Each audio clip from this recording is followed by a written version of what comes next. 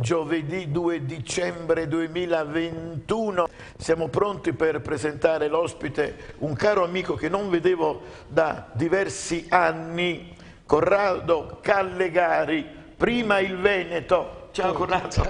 Buonasera a tutti e ciao Enzo, sono contentissimo di essere ancora qui da te, è vero, è passato un bel po' di tempo e quando ci siamo sentiti ho accettato volentieri di venire qua perché mi faceva anche principalmente desiderio di poterti rivedere, insomma. Grazie. Qualche cenno storico si impone, ex parlamentare della Lega, deputato, ex segretario provinciale di Venezia, perché è veneziano, la nostra adorata Venezia, e poi avevi un altro ruolo, eri anche presidente dell'agricoltura veneta, amministratore unico di Veneto Agricoltura. Allora, prima di mettere sul tappeto alcuni temi, vorrei che tu spiegassi ai miei telespettatori le motivazioni, perché prima il Veneto, punto. Dai, come nasce? Allora, nasce 7 anni fa, nel 2014, quando un gruppo di leghisti secessionisti, possiamo chiamarli così, in contrasto con la linea politica di quel tempo della Lega Veneta guidata da Flavio Tosi, che intendeva invece avere un input più nazionalista che non indipendentista, decidiamo tutti insieme, veneziani, padovani, vicentini e anche una parte di trevigiani, di uscire fuori e costituire un movimento che portasse il nome di quello che era uno dei motivi per cui noi eravamo in Lega e avevamo corso anche alle regionali a quei tempi per la campagna elettorale del presidente Zaia, cioè prima il Veneto, appunto, era stato lo slogan della campagna elettorale, e noi volevamo porre al centro dell'attenzione proprio prima il Veneto, in disaccordo completo con la linea politica della Lega Nord di quei tempi, guidata da Tosi in Veneto, che invece aveva più un indirizzo nazionalista. Che poi si è sviluppata quell'idea di Tosi, perché Salvini ha fatto diventare la Lega un partito. Ha preso la stessa linea che aveva Tosi, ha preso il testimone per avere certi numeri. Solo che dopo, tra due squali, uno ha fatto fuori l'altro, e quindi è quello che è avvenuto. Insomma, però si parla di un ritorno all'ovile di Flavio Tosi, indubbiamente a Verona è seguitissimo Flavio Tosi. Certo, perché il suo territorio, poi dopo le disavventure che ha avuto, io penso, la Lega lì nel Veronese, dove il sindaco che hanno eletto ha fatto il salto della barricata, data dall'altra parte. E mi sa che se dovessero andare a votare, non so, è una mia sensazione, Flavio Tosi riscuoterà un grossissimo successo, perché è molto amato dagli scaligeri.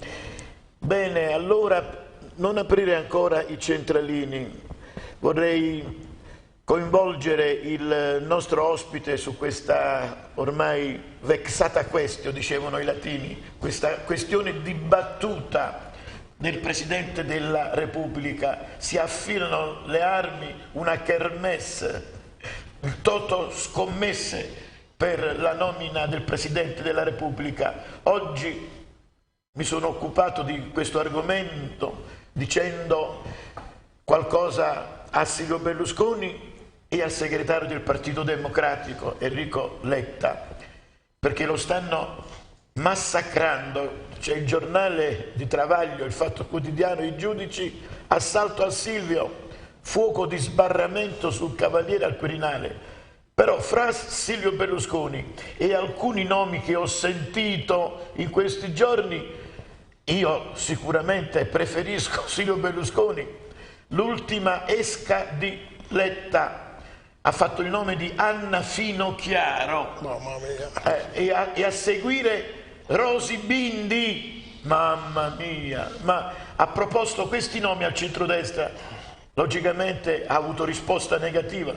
Dammi un tuo giudizio e poi voglio sentire il vostro giudizio. Diciamo Grazie. che io penso che i nomi che vengano fuori, come spesso succede, non sono quelli reali, probabilmente chissà che manovre di palazzo ci sono dietro. Tra altre cose ho visto che oggi stranamente il PD ha presentato un DDL con il quale vuole bloccare la possibilità di un Presidente della Repubblica di essere rieletto. Ho visto oggi pubblicare questa notizia qua, quindi può darsi che anche questo sia questi di solito sono i messaggi trasversali che si lanciano i vari partiti sulla scelta di questo Presidente. Ovviamente Berlusconi è tanto osteggiato perché per la prima volta poteva avere anche i numeri per potercela fare, però è un personaggio che hanno massacrato tanto e che indubbiamente anche lui ha dato un po' il fianco su certe questioni. Io sono stato con lui a Roma quando era Presidente del Consiglio, quando ero deputato era lui il Presidente del Consiglio,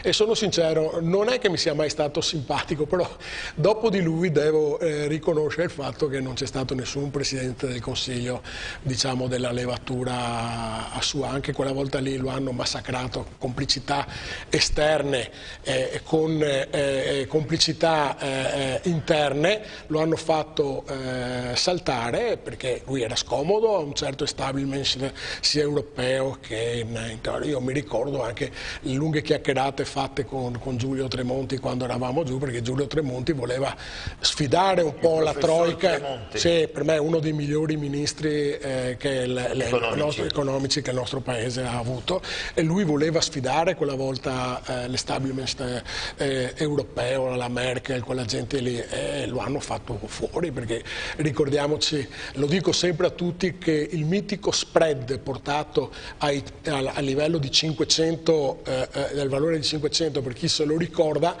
è stato dovuto al fatto che banche francesi e banche tedesche, in accordo con i rispettivi presidenti, non hanno rinnovato i titoli di Stato che erano in pancia a queste banche qua. Cosa succede? Che quando tu hai difficoltà di piazzare i tuoi titoli di Stato del debito pubblico, ovviamente sale lo spread, perché tu devi vendere alzando gli interessi con cui tu ti poni col debito, e quella volta lì lo hanno fatto fuori.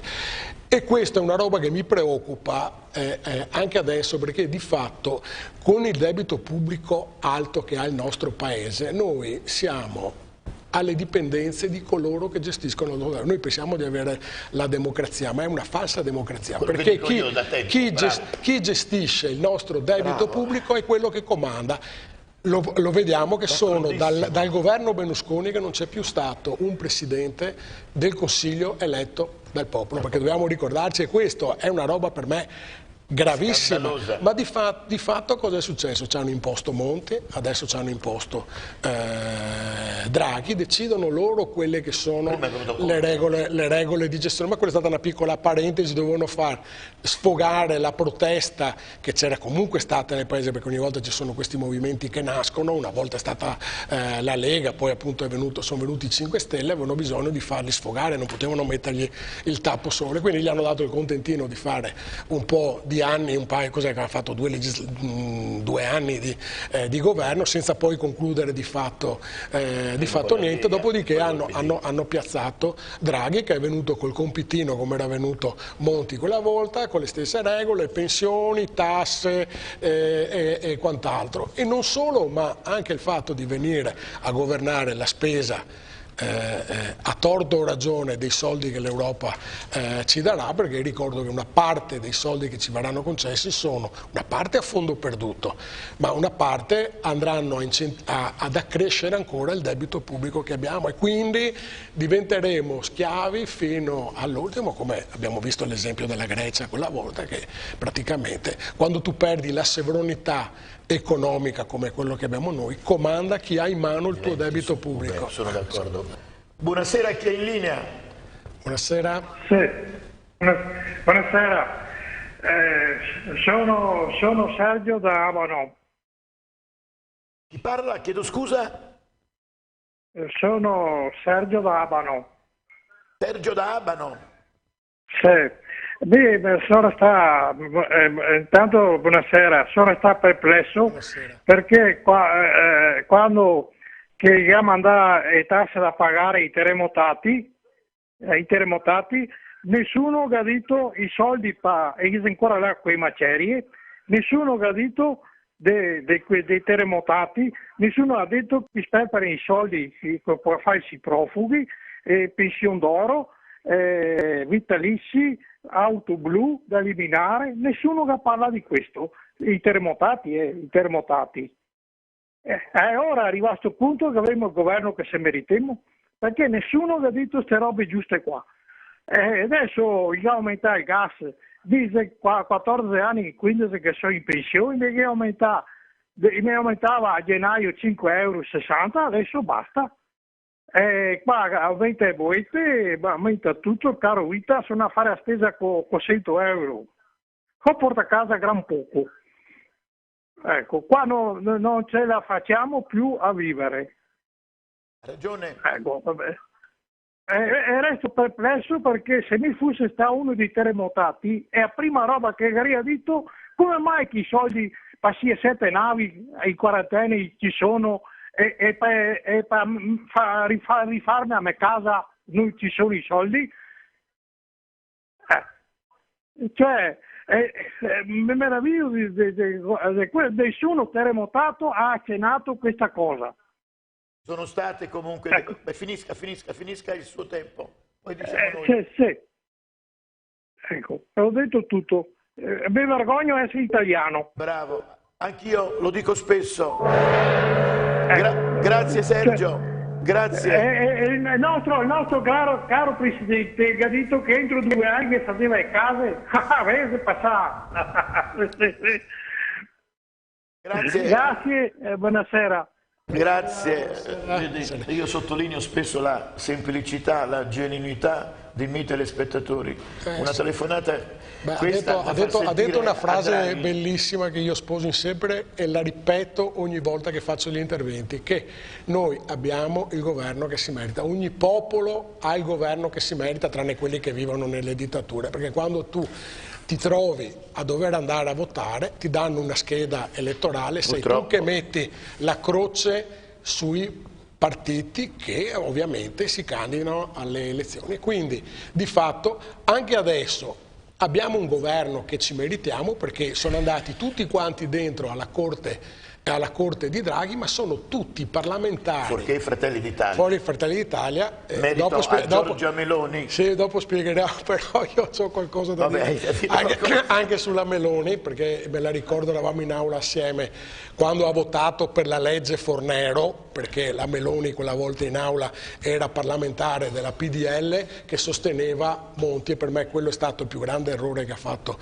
Berlusconi, di appoggiare il governo Monti quando Monti ha commissariato per conto dell'Europa e d'Italia, perché se Berlusconi non accettava di sostenere Monti probabilmente la storia sarebbe stata scritta diversamente. Scusami questa parentesi. No, è giusto. Ti fermo solo un attimo, c'è una telefonata, poi mi direi qualcosa sulla Giorgia Meloni. Come è giusto che sia, noi siamo liberi, non dobbiamo rispondere ad alcun padrone politico. Buonasera. Sì, buonasera, Nadia da Treviso. Buonasera. Una sentinella trevigiana. Buonasera anche al suo ospite. Buonasera. Io volevo chiedere al signor Calzavara. No, chi è Calzavara? Callegari. C'è un Calzavara, avvocato Calzavara che viene ogni tanto. Mi sono sbagliata, mi scusi. Ci può stare. Anche perché anche l'avvocato Calzavara viene dalla provincia di Venezia, viene da Pianiga, lui viene da Mestre, siamo là. Prego. Va bene. Comunque volevo dire, io vedrei come presidente la Meloni, che è una donna che sa quello che dice e quello che fa. Dopo volevo chiedere al signor Callegari se ci daranno l'autonomia, perché sono 1502 giorni che siamo andati a votare per questo referendum. Dite di no, signor Spatalino? L'autonomia non ce la daranno mai. Se lei mi segue da anni, conosce già il mio pensiero Dopo sentiremo il parere Ma noi ci speriamo. di Calegari. È inutile, sono speranze infondate. La speranza è l'ultima a morire. È vero, questo è vero, la speranza è l'ultima a morire, è vero, spesso ultima dea. Va bene? Va bene, grazie, arrivederci. E volevo dire, signor Calegari, buon Natale e buone feste. Grazie altrettanto a lei e a tutti i E suoi ora cari. finiamola. Vedi, è ora di finiamo. Grazie, arrivederci. Grazie, anzi voglio invitare, facciamo una prova. Dai, tutti quelli che intervengono, se lo ritenete opportuno, in chiusura dite è ora di finiamola. Dai, così si sa la nostra parola d'ordine, è ora di finiamola. È ora di finire. Io, invece di dire ora di finirla, da un po' di tempo, dico è ora di finiamola. Cosa... Mi piace questa sentinella perché Sì. tiene il conto anche lei dei giorni della... Io mi sono permesso di dire che non ce la daranno mai. No? Ma è vero, perché io ho vissuto in prima persona, quando eravamo a Roma, l'avventura dei decreti del federalismo fiscale, e io che per 20 anni all'interno a quei tempi della Lega avevo spinto per questo, convinto che ce l'avremmo fatta andandoci a confrontare a Roma, invece a Roma ho capito proprio, ho avuto la sensazione. Ricordo a tutti che quella volta lì Fini ha fatto saltare il governo Berlusconi 2 mesi prima che dovessero andare in vigore i decreti del federalismo fiscale. Lui ha fatto saltare il governo a novembre del 2011, i decreti del federalismo fiscale su cui si era lavorato 3 anni dovevano andare in vigore da gennaio 2012. In quel momento là ho capito che Roma non ci avrebbe mai dato né l'indipendenza né l'autonomia, ma neanche il diritto a una fiscalità equa, perché i decreti del federalismo fiscale, quella volta dell'accordo fatto non hanno alcun interesse a dare l'autonomia al Veneto, credimi. Per forza, noi siamo un limone da spremere. Per forza, perché è chiaro il meccanismo. Allora, se noi abbiamo delle regioni che trainano con il proprio residuo fiscale il resto del paese, citiamo 2 regioni, la Lombardia ha un residuo fiscale di 54 miliardi di euro, residuo fiscale vuol dire che è la differenza tra quello che diamo e quello che torniamo, quindi della Lombardia lo Stato centrale romano si tiene 54 miliardi dopo vediamo fare cosa. Del Veneto se ne tiene 15. Io dico a tutti i telespettatori, ma se noi in Veneto potessimo gestirci 15 miliardi di euro all'anno, cioè non so se riuscite a capire che cosa vorrebbe dire. Anche adesso, quando c'è stato il Covid, il finanziamento alle imprese, non avremmo avuto bisogno né di Europa né di nessuno, ci saremmo arrangiati da soli. Invece cosa servono i 54 miliardi della Lombardia e i 15 del Veneto? Servono per coprire il disavanzo della Sicilia, che ha 10 miliardi di euro negativo di residuo fiscale, la Campania che ne ha 5,5, la Calabria che ne ha 5,87, me li sono portati perché sapevo che sarebbe parlata, della Puglia 6.000. Ecco, pensate solamente che quella volta Conte è venuto qua insieme con Boccia, Conte, parlo del Presidente del Consiglio dei 5 Stelle pugliese di Foggia, e Boccia, che mi pare sia di Andria, sono venuti in Veneto a dire che le regole dell'autonomia che noi volevamo, cioè sono venuti in Veneto a dire a Zaia che non andava bene la richiesta fatta dal Veneto per quanto riguarda l'autonomia, ma pensassero a mettersi a posto i conti loro che venire a farci i conti in tasca a noi. Prendiamo un'altra telefonata. Sì, ma io sono qua ma ci sono certi argomenti che mi infuocano. Ma il format di questa trasmissione è rimasto lo stesso, quello di tanti anni fa. Sì. Confrontarsi con la gente, con anche perché il popolo. I primi 2 interventi sono stati perché mi sono piaciuti molto. Ma sono tutti più saggi i telespettatori che i nostri governanti. Dopo ti devo dire della Meloni, che l'abbiamo in sospeso, vediamo se mi quadra qualche 2. Fatti un appunto. Buonasera, chi è in linea? Buonasera, sono Vincenzo di Mestre. Buonasera. Saluto anche il signor Calegari, che conosco anche personalmente, perché facevo parte del gruppo sportivo San Marco che finanziava lui, dove ho passato degli anni bellissimi con una compagnia bellissima, e ho vinto anche 2 titoli italiani. Comunque, signor Gallegari, volevo dire, l'autonomia non l'avremo, sa, perché abbiamo perso il treno con Salvini. Quando il primo governo Conte, Salvini doveva barattare il reddito di cittadinanza con l'autonomia nostra. Qui è stato l'errore grosso e sarà fatica che... Poi, per parlare di Berlusconi, ormai il suo tempo è passato, è troppo vecchio, fa fatica anche a camminare, a reggersi in piedi. Dobbiamo avere un presidente molto più aiutante, secondo me. E non sono d'accordo neanche con tutta questa storia delle donne, perché adesso stanno un po' esagerando le donne. Mi scusi, io non ne vedo una all'altezza di fare Presidente della Repubblica. Mi dispiace tanto, non sono d'accordo per nessuna di quelle che sono state citate. Io la saluto, signor Gallegari. Purtroppo l'Atletica ha fatto una brutta fine, purtroppo a Mestre. Abbiamo vissuto una primavera di Praga quella volta con l'Atletica San Marco, vero? Sì, è stata una bellissima esperienza che la ricorderò sempre. Tanti saluti e auguri a tutti quanti. Mi ha fatto piacere risentirti. Grazie. Saluto. Grazie a Vincenzo Di Mestre, un altro mio fedelissimo. Incredibile incontrare un atleta della società che avevo messo in piedi, avevo messo una bellissima esperienza là con l'Atletica San Marco. Prima di andare in pubblicità, dimmi quello che devi dire sul conto di Giorgia Meloni. Allora, Giorgia Meloni io la ritengo... No, aspetta, perdonami, perché poi non voglio interromperti. Sì. Allora regia, prendiamo questa telefonata, poi momentaneamente chiudi i centralini per evitare che la gente stia a lungo ma comunque ascoltiamo, in attesa. perché tanto l'intervento sulla Meloni sarà una cosa velocissima, o 2 cose solo. Dopo, buonasera. Buonasera. Ciao Spatalino, ciao Gallegari. Ciao. Gentilini da Treviso. Giancarlo Gentilini, hai messo... Madonna, Giancarlo! Il più grande sindaco che c'è stato in Veneto. Lascia perdere, fa parte del passato. Ciao Giancarlo. Sì, ma rappresenti un esempio per tutti i sindaci veneti. Vabbè, ma insomma adesso dobbiamo vivere in questo momento così grave, eccetera.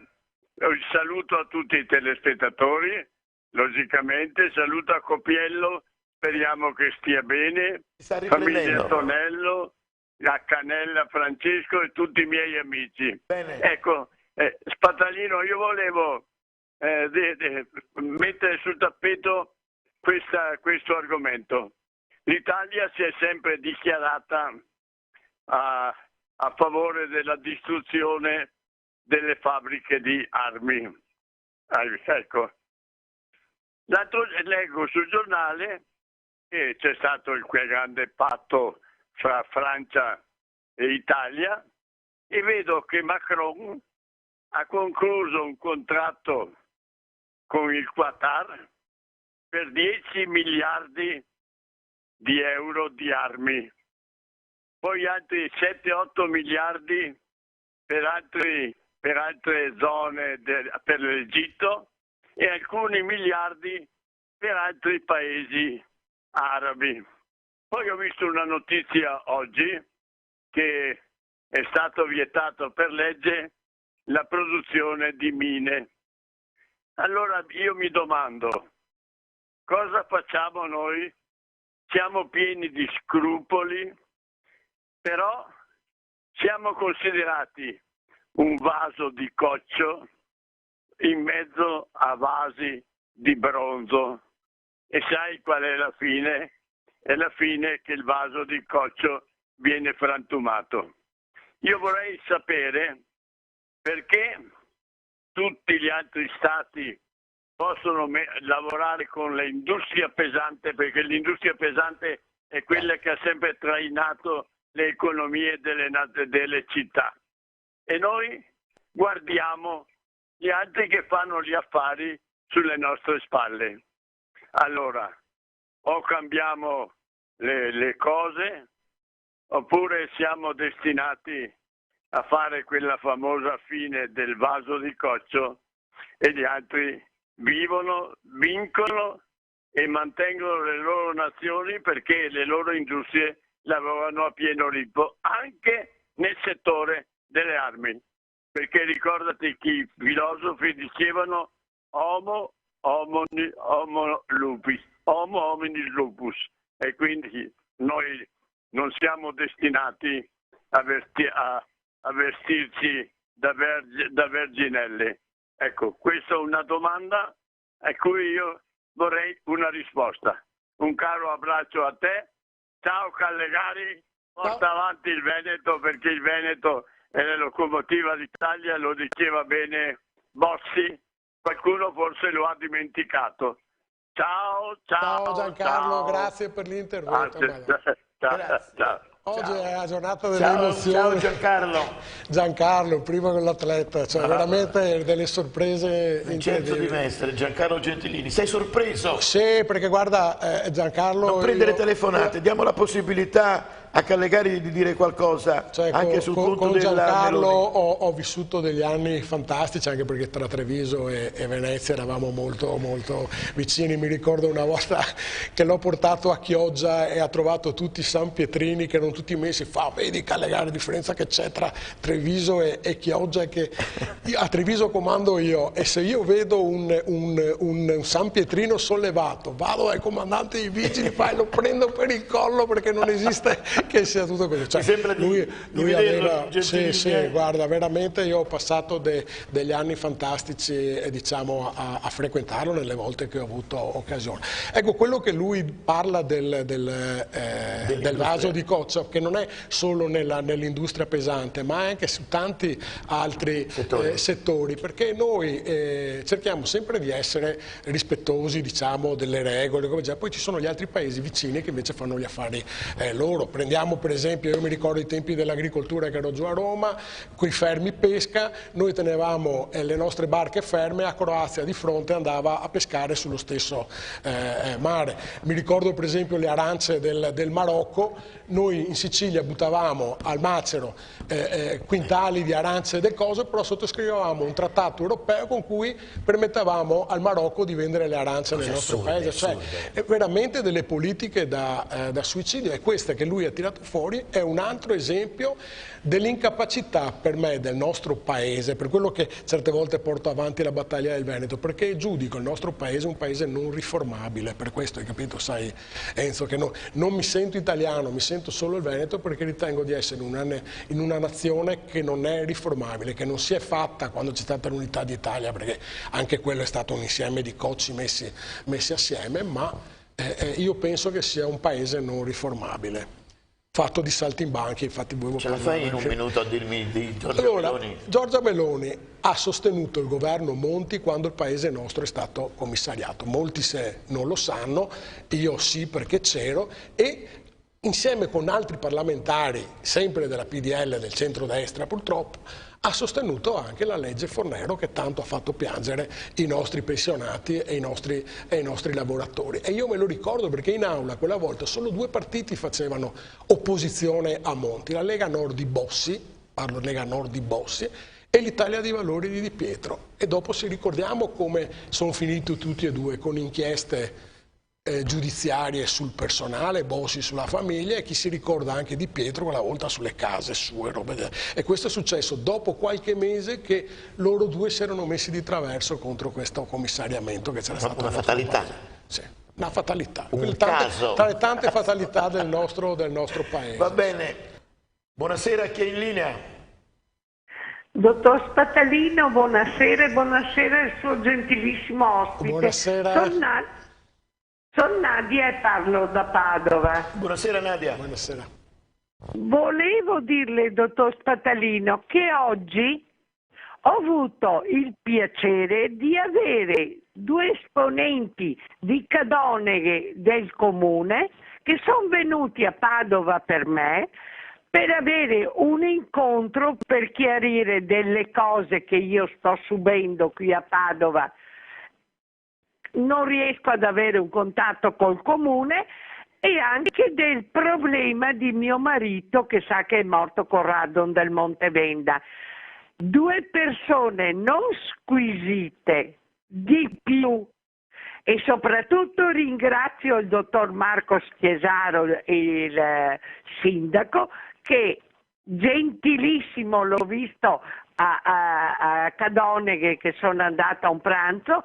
Comunque le dico, due persone squisite che io direi, per piacere, in Veneto unitevi tra Lega, Forza Italia e Fratelli d'Italia, di lasciar perdere tutto, di unirvi ed essere uniti senza far discussioni in televisione, per poter vincere e riprendersi il Veneto e soprattutto Padova, perché guardi, dottor Spatalino, ho chiesto a queste due persone gentilissime di poter avere una soluzione al problema che ho qui a Padova e non riesco ad andarne fuori avendo tutte le ragioni, perché l'articolo 14 della Costituzione dice che ho ragione e che si può fare.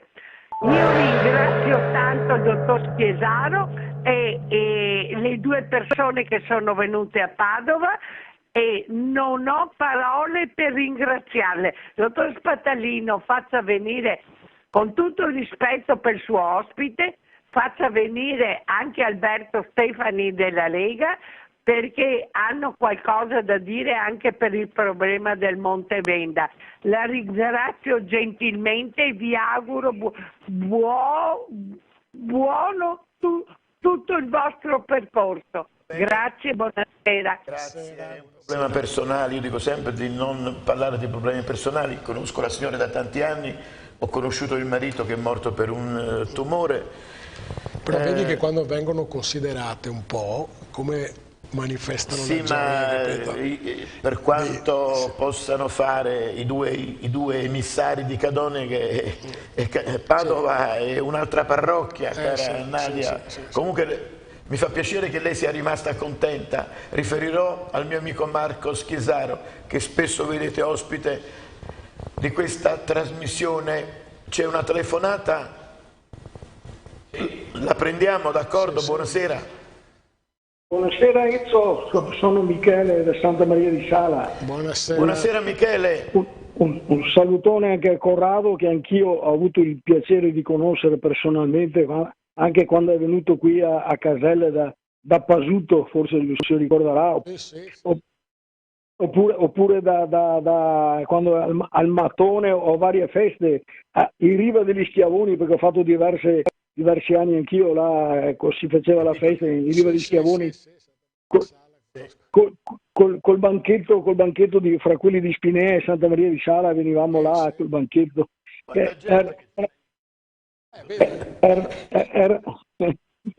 Erano delle belle... Scusami Michele, ti ho interrotto, sì, vai sì. avanti, scusami. No, volevo così, sì, appunto, mi ricordo che anche Corrado diceva che lui si insisteva a dire: quando vai a Roma fai così, fai colà, e invece lui diceva: guardate ragazzi che non è facile quando si va là, non siamo noi che allora eravamo ancora diciamo sì, eravamo sì il governo, ma in minoranza rispetto a altri. E praticamente però eravamo meno inquinati, scusami. Purtroppo so che dicevi quando si arriva là non è facile, dicevi Corrado. Va bene, dai, io vi saluto, vi ringrazio, la buona serata, buona continuazione. Piacere averti sentito, sai. Grazie Corrado. Grazie Michele, un altro fedelissimo telespettatore. C'è ancora qualcuno? Per adesso no. Va bene. Allora dai, cerchiamo finché possiamo di dare spazio alle telefonate, poi dopo ci fermiamo, fammi leggere qualche messaggino. Buonasera. Buonasera. Sono a entrambi voi signori. Sono Andrea da Favaro Veneto. Buonasera Andrea, prego. Favaro Veneto, provincia di Venezia, prego. Però nato a Murano, però. Per carità. Milanese. Muranese, no, Murano, chiedo scusa, sono anche sordo. Murano. L'isola del Vetro. Sì, sono anche in difficoltà i maestri, vedrai, in questo periodo. Va bene. Purtroppo sì. E adesso dico un paio di cosucce che, sa, guardando la TV si apprende, ma io non so cosa aspetta questo governo a fare una legge per i ladri di case, ok? Abbiamo già capito tutto comunque. Poveracci, vanno a fare un giro, compagnia bella, entrano in casa e si trovano la casa occupata. Ma come si fa? E la polizia che fa? Niente, perché purtroppo sono inermi, non fanno niente, anzi quasi quasi li difendono. Ma dico io, com'è possibile questa cosa? Ma la signora Lamongese che cavolo fa? Devo parlare bene, se no non mi danno più la linea, ho già capito io. Era prefetto a Venezia, se si ricorda, quando ho fatto la battaglia contro il campo nomadi di via Vallenari. Lamongese era prefetto a Venezia. Certo. Tutto mi ricordo. Anche di Cacciari quando era sindaco, che ha fatto un posticino per i signori rumeni, diciamo, adesso quel campo nomadi che è tutto abbandonato, 3 milioni di euro che Cacciari ha voluto spendere, tutte le casette sono state abbattute, una vergogna bravo. Sugli sprechi. Che io a fianco a loro avevo il mio laboratorio di verità fisica in miniatura. Ecco là, dico tutto. Comunque dico una cosa, e ora definiamola, come dice il nostro amico, qua non mi ricordo più il nome. Non si può andare avanti così in Italia, è cosa matematicamente impossibile. Come si può andare avanti così? Qua, scusami la parola, tra cani, e adesso non lo dico perché è meglio per me, ma porca la miseria, oberati di tasse, aumenta tutto, aumenta qua, aumenta là, e ancora questa Italia tiene, per modo di dire. Adesso vi saluto, però ricordiamoci bene che i miei nonni non sono morti per niente sul Piave, ok? Questo spero io. Buona serata, state bene entrambi, signori. Buona serata. Il nostro amico Andrea, come diceva la prima telefonata dell'amico aponense Sergio di Abano Terme, dice con 100 euro non compri più niente, e ti fa capire che il caro prezzi allora a Roma non volevo intervenire su questa cosa qua e anche su Murano. C'è un'altra telefonata. C'è un'altra telefonata, scusami. È collegato con la prima e anche con... Sentiamo prima chi c'è al telefono e dopo la regia ti dà qualche minuto. Buonasera. Buonasera. Buonasera a tutti e due, sono Franco e telefono da Mestre. Buonasera Corrado. Ciao. Che tra l'altro ho avuto anche il piacere di conoscere anni fa qui un incontro a Mestre. Scusami, sì? Franco, sei quel Franco che mi chiamava una volta a Telecittà per Casta la Voce? Sì, sono io. Comunque io anche se non telefono comunque la seguo qui a Prima era un pezzo che non ti sentivo, prego. Sì. E stasera ho visto con grande piacere che mi pare la prima volta che viene da lei Corrado Calegari. Bravo, è vero, è la prima volta. Ecco. Una new entry. Sì.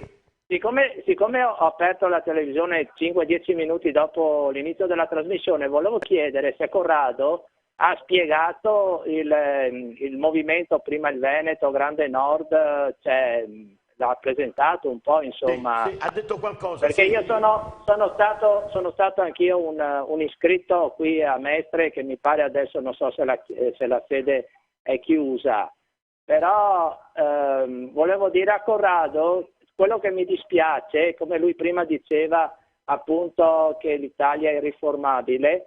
Io ho visto, vero, che anche qui nel Veneto purtroppo i partiti indipendentisti non prendono piede, non so perché, la gente non vota, questo è il problema. Cioè, io capisco solo che la gente vota ciò che vede e ciò che conosce, soprattutto dalle televisioni nazionali, cioè vede Salvini, vede la Moloni, vede i 5 Stelle, e però il Grande Nord, cioè prima il Veneto, tanti non lo conoscono, e per cui purtroppo dopo prende quei voti tipo 0, a livello Veneto. Anche i veneti credo che, non lo so, io ho paura che non abbiano tanta voglia di indipendentismo, visto i risultati che facciamo. Ecco, volevo chiedere a Corrado una sua pensiero su questa cosa, insomma. Un saluto a tutti e due, grazie Enzo, grazie. E ci risentiamo. Ciao Franco. Saluti. È tutta gente che mi conosce. Che fatalità. Devi dare una risposta. Vediamo, sì. Hai telefonate? Allora, dai, fermati un po', diamo la possibilità, anche perché è chiamato in causa da un suo fedelissimo Franco Di Mestre. Si parla di Murano, si parla degli aumenti, si parla del fatto che i veneti non si svegliano perché di fatto sono condizionati dai media. C'è anche da sottolineare un aspetto, c'è un certo Luca Zaia che fa man bassa di tutto. Però il problema, anche col caro Luca, il problema resta, perché se Murano adesso è con l'acqua alla gola, se la gente nostra si trova i prezzi aumentati, è perché se noi avessimo i 15 miliardi, io batto sempre su sta roba qualcosa adesso, la regione sì, ma sono 3 milioni, che comunque, sì, ma ripeto, se noi avessimo i 15 miliardi di euro del residuo fiscale, si potrebbe intervenire sulle accise dell'energia, sulle accise dei trasporti e su quant'altro. Purtroppo è un cane che si manda la coda. Ne ho parlato l'altra settimana, la gente non appoggia i movimenti indipendentisti. Grazie alla Regione 3 milioni per salvare le aziende, non è che le hanno salvate, comunque le hanno aiutate. Ma cosa ha fatto la Regione? È andata a tagliare, sì, perché è andata a tagliare altre spese, perché ovviamente percorre in aiuto giustamente alle aziende. Ma questo non ci risolve l'aumento che ci sarà nei prossimi mesi dei prezzi al consumo dei prodotti, perché l'aumento del costo dei trasporti noi non lo vediamo subito, lo vedremo fra 2 o 3 mesi sugli scaffali, già qualcosa si comincia a vedere. Se il Veneto avesse l'autonomia fiscale di tutti i suoi di tutte le sue tasse che paga, saremo in grado di intervenire economicamente a supporto sia delle aziende che dei cittadini, ma se non lo capiamo questo discorso qua non so cosa dire. Va bene, leggo qualche messaggio, poi mi raccomando preparami quei contributi che riguardano il panificio caffetteria, pasticceria di un mio caro amico Cattelan di Padova, Ponte Vigo d'Alzero. Vi racconterò questo episodio di stamattina. Allora andiamo a leggere, ecco qua, la nostra sentinella di Albignasico, sempre onnipresente. Ciao Enzo, buona serata, un caro saluto a te e al tuo ospite Corrado Callegari. Vi sto seguendo, vedi, è ora di finiamola. Hai lanciato uno slogan. Uno slogan, fammi rispondere, un fiorellino, una rosa, se la merita questa ragazza di Albignasico. Ciao Marzia e grazie per tutto quello che tu fai per me. Dunque, andiamo a vedere un attimino. Ciao Spatalino, secondo il suo ospite, Zaia è la persona giusta per l'autonomia? Zaia è troppo accondiscendente, dai, non uso quel vocabolo un po'. Zaia avrebbe avuto bisogno. Aspetta, fammi leggere.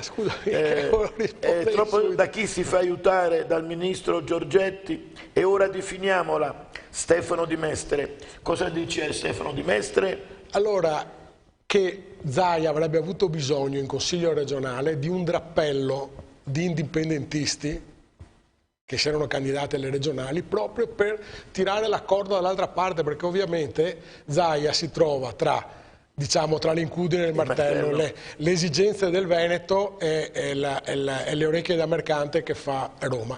Se ci fosse stato un gruppo di consiglieri regionali, in questo caso delle ultime elezioni, chiamiamoli un po' più duri, più tenaci, che tirano la corda dall'altra parte, probabilmente si sarebbe potuti andare a trattare con Roma in maniera diversa. Invece tendenzialmente Luca ha successo perché è moderato, alla gente piace la moderazione, ma per ottenere le cose a volte bisogna anche tirare la corda, cioè non è che con la moderazione si ottiene tutto, hai capito?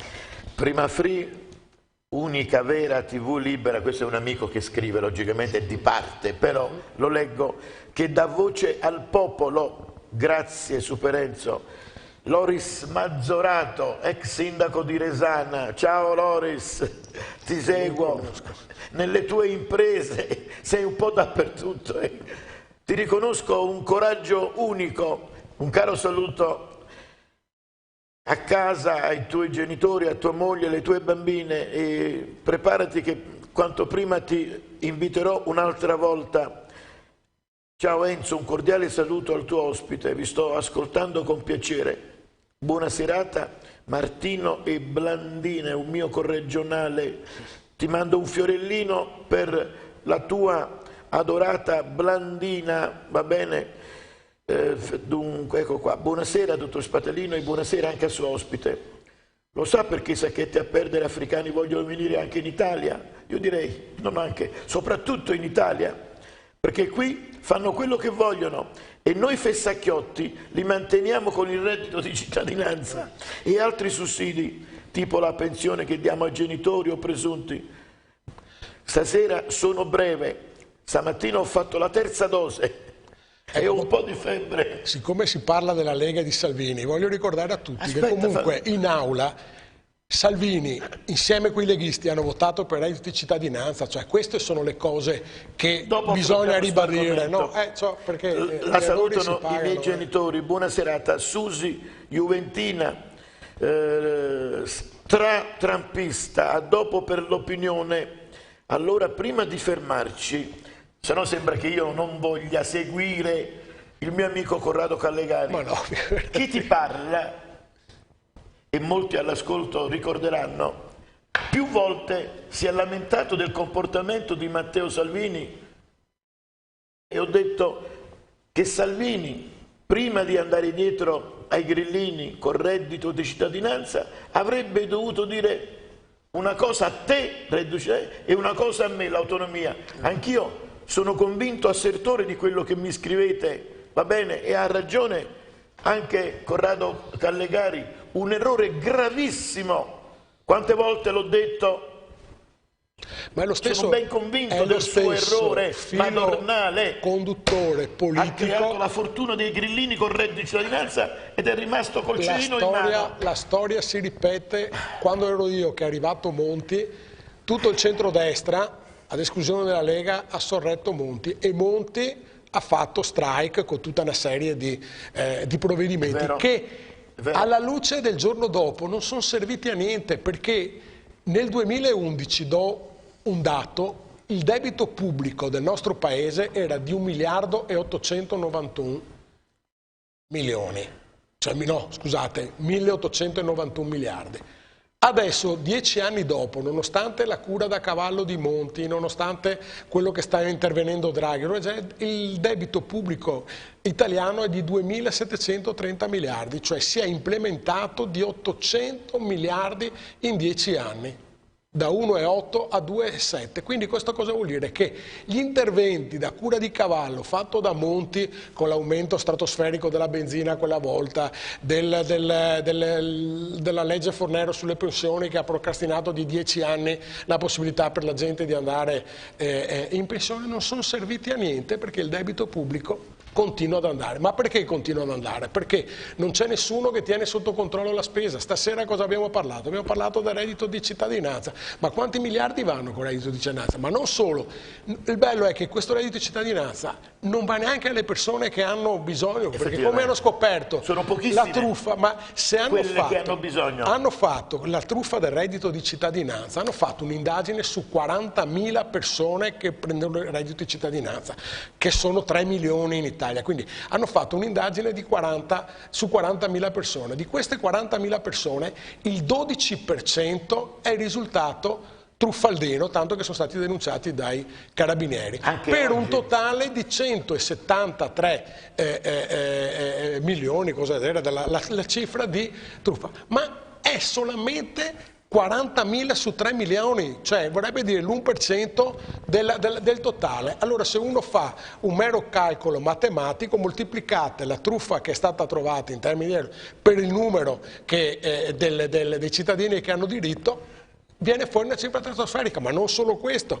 E i banchi a rotelle, 90 milioni di euro buttati nelle pattumiere di Venezia. Il ministro della pubblica istruzione. Non ci sono i soldi per mandare in pensione i nostri lavoratori, non ci sono i soldi per aumentare le pensioni, non ci sono i soldi per dare lavoro ai nostri giovani, però 90 milioni per i banchi a rotelle li trovano. E nessuno ha risposto in sede penale. Fai vedere quel contributo, perché un giorno sì e un giorno anche scoprono i furbetti, anche oggi nella mia opinione, che vi invito a seguire per essere informati alle 20:30, l'ultimo caso a Foggia, ma è dappertutto, in tutto lo stivale che succedono queste robe, vedi, incarcerati e mafiosi prendevano il reddito di cittadinanza, in provincia di Foggia denunciato 55 persone. Cioè, tu capisci, questo è il nostro paese, questo è il nostro paese, per questo ti dico che non è riformabile, perché questo è il nostro paese. Purtroppo, se io ti dicessi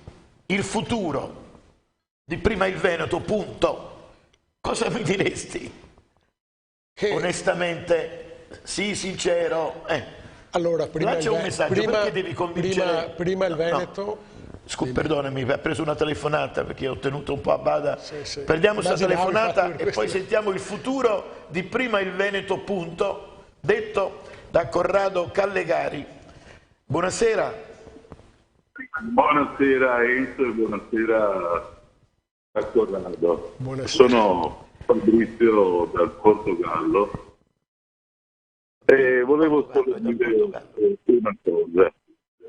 PES ultima dea, sed alea est. Cosa voglio dire?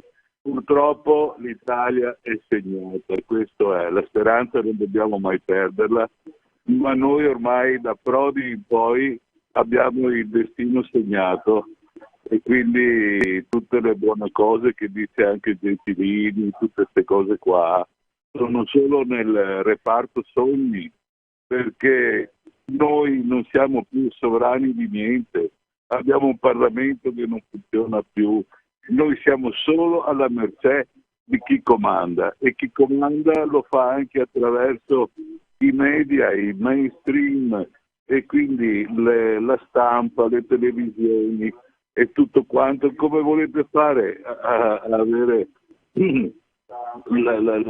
l'indipendenza del Veneto? Cioè, sono cose che non stanno né in cielo né in terra, perché non siamo solo schiavi. Cioè, la nostra fine è già scritta. Noi faremo la fine della Grecia, purtroppo. Noi combatteremo, faremo tutto quello che sarà da fare, ma lo vedete che no. Fanno quello che vogliono, ci impongono i presidenti, fanno i giochini cinesi, comprano i banchi, fanno quello che vogliono e purtroppo non cambia mai niente e non cambierà niente, perché il nostro destino purtroppo è già scritto. Niente, vi saluto, vi abbraccio e forza Italia, viva l'Italia, viva il Natale, buon Natale a tutti. Ma ci sentiamo, Fabrizio? Fabrizio, sì, ci sentiamo prima di Natale per gli auguri, no? Sì, certo che ci sentiamo. Al limite ti chiamo personalmente per farti gli auguri, non c'è problema. Va bene. Un saluto a tutti, un bacione, un abbraccio. Grazie, ricambio al nostro amico padovano Fabrizio Botaro, che è andato momentaneamente in Portogallo con la moglie. Ho letto il tuo messaggio privato, Fabrizio, sono d'accordo con te. La ragazza che mi hai segnalato è una bravissima ragazza e quanto prima la inviterò qui in televisione, diglielo eventualmente. Dunque, prima mi ero dimenticato, dovevo leggere ancora dei messaggi, mannaggia. Sì, l'unica cosa che volevo dire è che il futuro è collegato a quello che ha detto questo signore che ha telefonato, Fabrizio, no? Cioè, noi non dobbiamo rassegnarci, cioè il fatto che la sfida sia grande, che può sembrare non alla nostra portata, noi non dobbiamo demordere, cioè non dobbiamo mollare. Se noi crediamo che il futuro e la speranza sia quella di un Veneto indipendente, come ci sono altri stati in Europa delle nostre dimensioni che hanno 3, 4, 5 milioni di abitanti. Noi dobbiamo perseguire questo obiettivo qua. È ovvio che il nostro paese ha una sovranità a cui non gli appartiene più, perché tra le leggi europee che hanno tolto sovranità ai popoli nazionali, tra il fatto che col debito pubblico che dicevo prima siamo alla mercé dei gruppi finanziari europei o internazionali, questo non ci deve comunque distogliere dal nostro obiettivo. Io quando ho scelto di uscire a quei tempi dalla Lega, perché la vedevo una Lega nazionale proiettata verso Roma, ho fatto una scelta politica di restare nel territorio e di portare avanti. E ti è costata, E mi è costata perché ho perso tutto quello che poteva essere una carriera politica. Sei stato coerente però sono stato coerente esattamente con le mie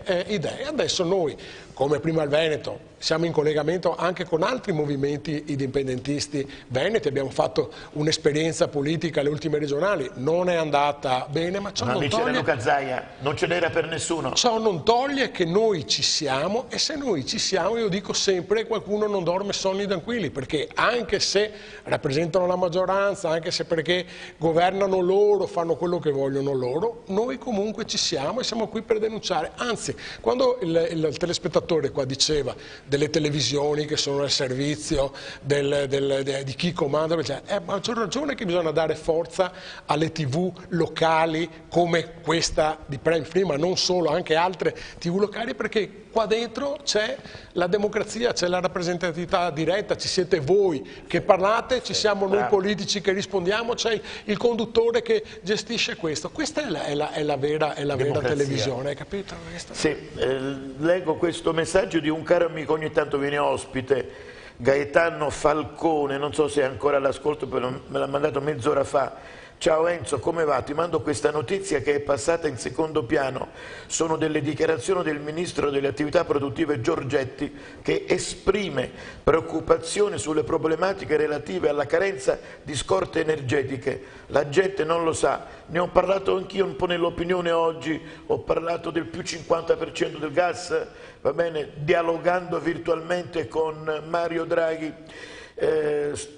Economia e Finanza, che riporta un sito, va bene, lo conosco, sarebbe il caso di farci una puntata, va bene, poi eventualmente ti chiamerò, Gaetano, se sei ancora all'ascolto. C'è la Cina che sta comprando nel mercato l'energia, no? Perché ha bisogno per il proprio paese, ed è per questo che è salito anche il prezzo del gas, il prezzo del petrolio, perché stanno facendo incetta delle risorse energetiche perché ne hanno necessità. C'è il mio amico sponsor main di questa trasmissione, Enrico Scappochin, che mi ringrazia per i saluti che hai dato alla mia nonnina. È la conseguenza di tutta la delocalizzazione che noi abbiamo fatto in Cina, perché se ci pensi è avvenuto questo, cioè tutti i paesi hanno delocalizzato in Cina le attività produttive che una volta venivano fatte qua, la manifattura, cose del genere, hanno delocalizzato in Cina, e la Cina ha bisogno delle risorse energetiche, va sul mercato, compra e il prezzo ovviamente si alza. Fa la parte del padrone. Stavo dicendo, mi hai bloccato. Scusa, Enrico Scappochin mi ringrazia per i saluti che ho dato alla sua nonnina, e tu sai quanto io ci tenga per i miei amici e per i miei sponsor. Devo a loro, si vado in onda tutte le sere. Dunque, allora, buonasera signor Spatalino, a lei e al suo ospite. Ho sentito che fra poco le ULSS venete si fonderanno in un solo ULSS 0. È vero questa notizia? Sapete qualcosa? Grazie Marisa da Treviso, e anche lei stasera sono in tanti a dire cosa leggi qua. E ora definiamo. E ora definiamola. Grazie Marisa. Non penso che la notizia sia vera, non vorrei che fosse una buttata. Dunque, anche 2 impiegati dell'INPS, marito e moglie, riscuotevano il reddito di cittadinanza, tutti ne hanno approfittato. Mi comunicano che hanno arrestato a Gorizia Tunisino, membro di una cellula dell'ISIS. Sì, ho visto la notizia oggi. Incredibile, incredibile. La questura di Venezia poi l'ha arrestato, non ho letto bene il dettaglio dell'articolo. Ciao Enzo, sempre grande, Giselle e Nico. Presti, l'ex sindaco di Arcade, anche lui, non so se dire ex leghista o ancora leghista, un caro amico comunque. Ciao Nico, ciao Giselle, un forte abbraccio. Dunque, buonasera, sono felice che sia venuto Callegari. Sa Spatalino, per piacere lo inviti ancora in futuro? Hai la tua classe che si fa sentire. Scopro che c'è un sacco di persone perché è simpatico e molto preparato. Franco di Mestre. Ancora chiedo scusa, Berlusconi non è di centrodestra, sta col PD. Ah no, questo no. Diciamo che lui è diventato mieloso. Per la presidenza anche a favore del resto di cittadinanza. Moderato. Plaude anche al Movimento 5 Stelle per il reddito di cittadinanza. A Napoli diciamo che sa da fa per vivere, cosa si deve fare per vivere, e il Cavaliere di Arcore le sta tentando davvero tutte, ma non ce la farà. L'ho detto anche nella mia opinione, non ce la farà a superare la barriera insormontabile rosso comunista e grillina, si illude, non ce la farà. Sei d'accordo? Sì, sì, ma infatti è una battaglia persa. È una battaglia persa. Dunque, fammi vedere ancora Berlusconi. Ecco, sta col PD. Salvini al governo ma ha perso identità e certamente non è più col popolo. L'unica leale è la Meloni. Mi chiedo, quando sarà ora di andare a votare? Chi cavolo votiamo? Vedremo quando si andrà a votare che cosa ci sarà, perché le occasioni ci sono sempre. Ti saluto Fiorella, ecco, dai un consiglio a Fiorella. Chi deve votare, Fiorella? Vedremo quando ci saranno le elezioni, che formazioni si presenteranno. Posso dire che nel 2018 alle elezioni politiche, quando tutti hanno votato 5 Stelle, che ha preso, ricordo, il 33% dei voti, quindi vuol dire che 1 su 3 ha votato 5 Stelle, era presente anche una lista nel nord Italia che si chiamava Grande Nord e che era costituita da una serie di movimenti che si erano messi insieme per fare Grande Nord. Non abbiamo avuto successo, ma la gente non può dire, io perché mi sono presentato quella volta e mi sono presentato anche lei, perché la gente non può dire non avevo l'alternativa, no, l'alternativa c'era, purtroppo i media, la comunicazione è scarsa e tu se non hai i media che ti danno una mano, non c'è gente che ti finanzia dietro, conti zero, questa è la realtà. Ma non è che quando tu vai in seggio elettorale, per questo dico ogni popolo al governo che si mette, trovi la scheda elettorale e decidi tu dove mettere la croce. Posso fare una puntualizzazione? Sì, e sono sicuro di non sbagliarmi, in quanto a comunicazione Luca Zaia è un artista. Ah, ma sì, ma la sua provenienza... Bisogna lasciarlo stare. La sua provenienza... È un cesellatore. La sua provenienza lavorativa è quella, cioè lui faceva, sappiamo che tipo di mestiere, ed è un artista in questa cosa qua, forse possiamo dire anche il numero 1 in assoluto, sì, nella capacità comunicativa. E quindi... era inevitabile che Luca Zaia raccogliesse tantissimi consensi. Però, dopo 1500 giorni siamo senza autonomia, cioè questo vorrei dire, insomma, siamo senza autonomia, senza residuo fiscale. 4.000 di giorni. Lo so. Allora, se la gente non arriverà mai nel Veneto, anni che lo dico, i miei telespettatori sono testimoni. Se i veneti sono contenti di questo, è inutile che si lamentano per il caro prezzi, per Murano, per tutto quello che ne consegue, per i banchi a rotelle che ne impone Roma e tante altre cose, insomma. Ogni popolo ha il governo che si merita, che ha detto Vincenzo, no? È vero. Senti, io lascio stare la marea di parenti, però devo salutare 3 persone a te molto care.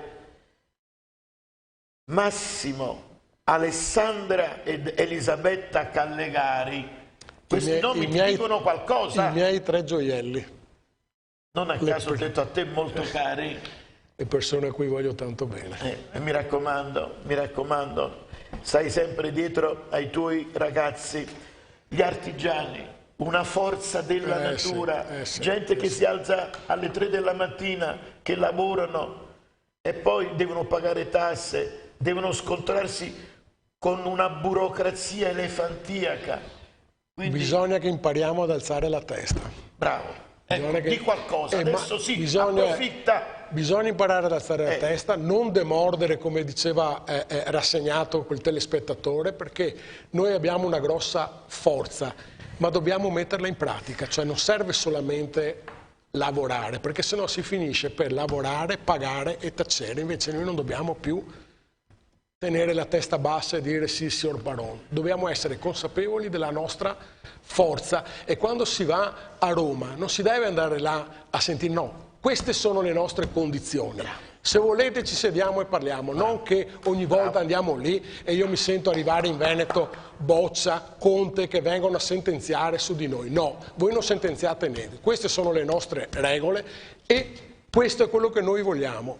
Se ci state, bene, se no ci tiriamo tutto dalla nostra parte. Semplice e chiaro. Condivido pienamente e mi auguro che prima o poi Luca Zaia faccia qualcosa, non dico niente, mi fermo qua, mi taccio, ma sarebbe ora che Luca Zaia intraprendesse qualche iniziativa forte, viva il Veneto, e non subire in continuazione.